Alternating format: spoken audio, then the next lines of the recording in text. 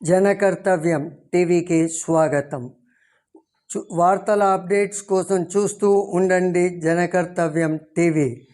హైదరాబాద్ ప్రగతికి 20 హామీలు. మతతత్వ రాజకీయాలకు స్వస్తి పలకాలి. కాంగ్రెస్ అభ్యర్థి వలియుల్లా సమీర్.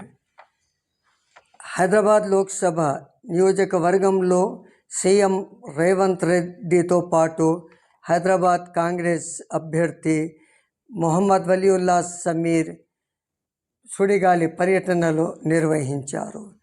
ఈ సందర్భంగా ఆయన మాట్లాడుతూ హైదరాబాద్లో మతతత్వ రాజకీయాలకు స్వస్తి పలికి అభివృద్ధిని ప్రోత్సహిస్తామని హైదరాబాద్ అభ్యర్థి వలియుల్లా సమీర్ ప్రతిజ్ఞ చేశారు.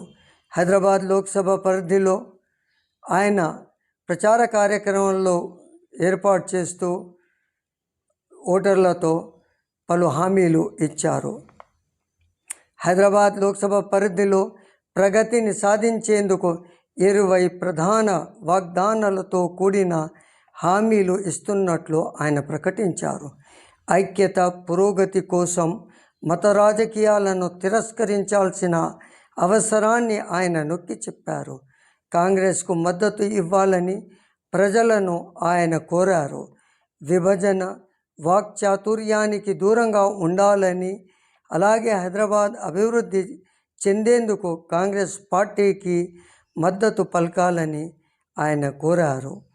తాను విజయం సాధిస్తే ఓల్డ్ సిటీలో అంతర్జాతీయ స్థాయిలో పాఠశాలలను నిర్మిస్తానని హామీ ఇచ్చారు. నాణ్యత గల విద్యతో పాటు వైద్యం కూడా ఓల్డ్ సిటీ ప్రజలకు అందించేందుకు ఆయన కృషి చేస్తానని హామీ ఇచ్చారు. గెలిచిన 100 రోజుల్లోనే ఓల్డ్ సిటీలో సూపర్ స్పెషాలిటీ ఆసుపత్రికి శంకుస్థాపన సీఎం గారితో చేయిస్తానని సమీర్ ఈ సందర్భంగా ప్రకటించారు. రూపాయలు 500 కోట్ల బడ్జెట్ ప్రతిపాదనతో ఉస్మానియా జనరల్ ఆసుపత్రిని అప్గ్రేడ్ చేస్తానని హామీ ఇచ్చారు.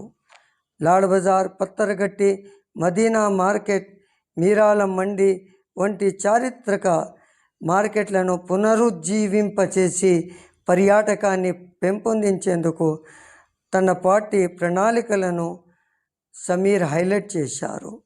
అదనంగా సమీర్ ఉద్యోగ ఆధారిత శిక్షణ కార్యక్రమాలను అందించే ప్రభుత్వ యాజమాన్య సంస్థ అయిన సెట్విన్ను మరింత బలోపేతం చేస్తానని హామీ ఇచ్చారు.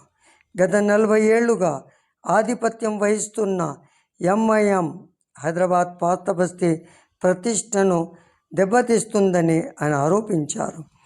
దీంతో బ్యాంకులు, ఆర్థిక సంస్థలు పాత బస్తీ వారిని బ్లాక్ లిస్ట్లో ఉంచాయని ఆయన ఆవేదన వ్యక్తం చేశారు.